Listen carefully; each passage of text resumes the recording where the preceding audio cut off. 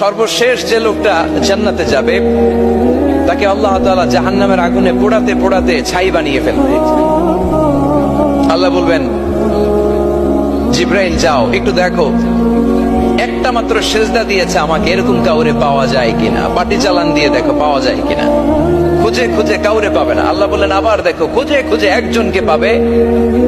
সামান্য ইমানের ছিটে ফোঁটা তার অন্তরে ছিল।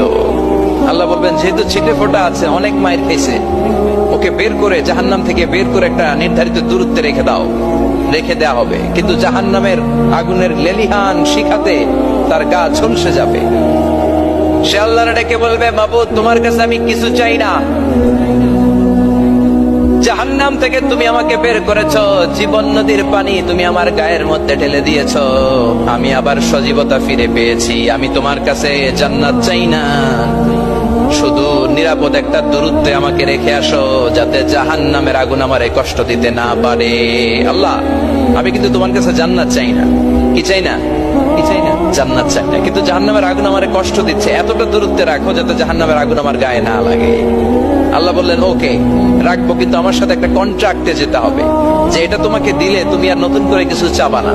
সে বলবে আমি রাজি, কন্ট্রাক্ট হয়ে যাবে। আল্লাহ জিব্রাইলকে বলবেন, যাও এমন দূরত্বে রাখো যাতে জাহান্নামের আগুন ওরে কষ্ট না দেয়। রেখে আসা হবে, অনেক দিন সে ওখানে আনন্দে থাকবে, আল্লাহ শুকরিয়া করবে, সে মনে মনে বলবে, বেঁচে গিয়েছি, আমি বেঁচে গিয়েছি, জীবনে আর কিছু চাই না, জাহান্নাম থেকে আমি বেঁচে গিয়েছি। অনেকদিন থাকার পরে মনে মনে ভাববে, পাইসা তো গেছি, কিন্তু নতুন করে একটু ট্রাই করে দেখি, জাহান্নামের সৌন্দর্যের দৃশ্য একটু চোখ দিয়ে অবলোকন করা যায় কিনা। সে আল্লাহরে ডেকে বলবে, আল্লাহ ইনদি সুআল, আমার একটা ফরিয়াদ আছে। কি ফরিয়াদ? আল্লাহ আগেই বলে রাখি, আমি কিন্তু জান্নাতে যেতে চাই না। আল্লাহ বলবেন, কি চাও? সে বলবে, আল্লাহ তোমার জান্নাতটা তুমি কত সুন্দর করে বানিয়েছো, আমি একটা নজর শুধু দেখতে চাই, জান্নাতের দরজার সামনে নিয়ে যদি আমারে বসিয়ে রাখো, দ্যাটস ইনাফ, আর কিছু চাই না, আর শুধু জান্নাতের দরজার সামনে। আল্লাহ বললেন, তুই না ওয়াদা করেছিস, তুই না চুক্তি করেছিস। সে বলবে, আল্লাহ আমারে হতভাগা বানাইয়া তোমার কি লাভ? সুবহানাল্লাহ পড়ে, আমারে তুমি হতভাগা বানিও না। আল্লাহ বলে, ঠিক আছে, আবার সিগনেচার কর যে জান্নাতের দরজার সামনে বসিয়ে দিলে আর কিছু চাবি না। সে সিগনেচার করে বলে, আমি চাবো না। আল্লাহ বললেন, জিব্রাইল বেচারারে ধরে জান্নাতের গেটের সামনে বসায় দে। এবার জান্নাতের গেটের সামনে বসে বসে জান্নাতের সৌন্দর্য দেখা শুরু করবে। সুবহানাল্লাহ, এমন সৌন্দর্য যেটা চোখ দিয়ে কেউ দেখে নাই, কান দিয়ে শোনে নাই, ওই সৌন্দর্য চোখে দেখে, কান দিয়ে আওয়াজ শোনে, মাগার ভোগ করতে পারে না। অন্তরে জ্বালা আছে না নাই? এয়ার কন্ডিশনের রুমে ঢুকতে না পারলেও, এয়ার কন্ডিশনের রুমের দরজার বাইরে দাঁড়ালেও এয়ার কন্ডিশনের রুমের একটা ঠান্ডা বাতাস গায়ে লাগে না? কথা বলেন তো। ও যখন জান্নাতের দরজার সামনে দাঁড়াবে, ওর গায়েও এরকম জান্নাতের ঠান্ডা বাতাসের হিমেল ছোঁয়া গাটাকে শীতল করে দিবে। ওই শীতল হয়ে যাওয়ার পরে আর তো সহ্য হবে না, আবার আল্লাহরে ডাকবে, মনে মনে ভাববে, আর একটু ট্রাই করি না, দোষ কি, আস্তে আস্তে অনেক দূর তো আগাইছি। সুবহানাল্লাহ করবেন না? এবার আল্লাহরে বলবে, আল্লাহ ইনদি সুআল, আল্লাহ তুমি যদি কোনো বিষয়ে নতুন করে ডিসিশন নাও, তোমারে জিজ্ঞেস করার মতো কি কেউ আছে?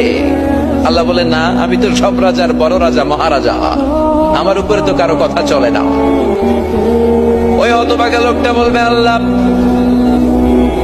এত সুন্দর জান্নাত তুমি বানালাম, চোখ দিয়ে সৌন্দর্য দেখি, কান দিয়ে আওয়াজগুলো শুনি, হুর আর গেলমান হেঁটে বেড়ায়, এত সুন্দর জান্নাত চোখ দিয়ে দেখি, ঢুকতে পারি না, আমারে কষ্ট দিয়ে তোমার কি লাভ? ও আল্লাহ, আমারে তুমি মাফ করে দাও, জান্নাতের চিপার মধ্যে এক কর্নারে তুমি একটু আমারে জায়গা করে দাও।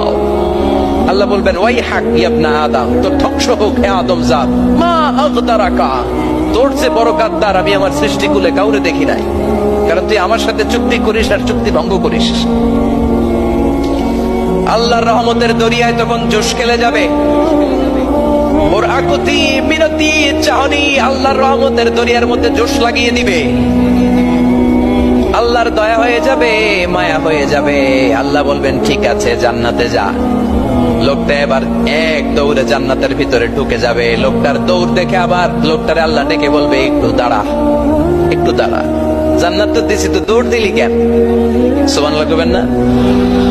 লোকটি বলবে, আল্লাহ প্ল্যান তো আমি কম করি নাই, এত চেষ্টার ফলে আমি আসতে পারছি, আবার যদি তুমি বাইর করে দাও, এই জন্য একদম এমন চিপার মধ্যে লুকাবো যাতে তুমি আমার না দেখো। আবার আল্লাহর রহমতের দরিয়ায় জোশ খেলে যাবে, আল্লাহ কাছে ডাকবে, কাছে আয়, ও গোলাম তোর কি মনে চায় আমারে বল, আজকে তুই চাইতে থাক, আমি দিতে দিতে তোর মনের সব আশা পূরণ করে দেব। লোকটা খুশি হয়ে বলবে, আল্লাহ আমারে এটা দাও, বাড়ি দাও, গাড়ি দাও, নারী দাও, এটা দাও, ওটা দাও, একের পর এক চাইতে থাকবে, আল্লাহ সব তারে দিতে থাকবে। চাইতে চাইতে লোকটার সব চাওয়া যখন শেষ, সে বলবে, আল্লাহ আর আমার চাওয়ার কিছু নাই। আল্লাহ বলেন, নো, এত তাড়াতাড়ি যে তুমি খেলা শেষ করতে পারবা না মানুষ, আমার সাথে তোমার এই খেলা আরো লম্বা সময় চলতে হবে, তোমার অনেক কিছু চাইতে হবে। তুই আজকে চাইতে চাইতে তোর সব চাও আমার কাছে বলবি, আর আমি দিতে দিতে তোর জীবন ধন্য করে দেব। সে আবার চাইতে শুরু করবে, আল্লাহ এটা দাও, ওটা দাও, ওটা দাও, আল্লাহ দিতে দিতে সব দিবে। এরপরে বলবে, আল্লাহ মাফও চাই, দোয়াও চাই, আর চাওয়ার কিছু নাই। আল্লাহ বলবেন, তাই ঠিক আছে, তোরে আমি জান্নাতে ঢুকাই দিলাম, তবে মনে রাখিস তোর জান্নাতটা হবে সবচেয়ে ছোট জান্নাত, আর তোর জান্নাতটা হবে এই পৃথিবীর 10 গুণ। চিল্লা এখন সুবহানাল্লাহ। বুখারীর বর্ণনা, আখিরু মান দাখালাল জান্নাহ, যে লোকটা সর্বশেষ অনেক মাইর খাইয়া রিমান্ডে থাকার পরে জান্নাতে ঢুকবে, তার জান্নাতটা যদি পৃথিবীর 10 গুণ হয়, তাহলে আমাদের সবাইরে ফেরদাউসে ঢুকাতে আল্লাহর কোনো সমস্যা আছে? চিল্লায় বলেন, সমস্যা আছে? এজন্য আমরা আল্লাহর কাছে কোন জান্নাত চাই? কথা বলেন।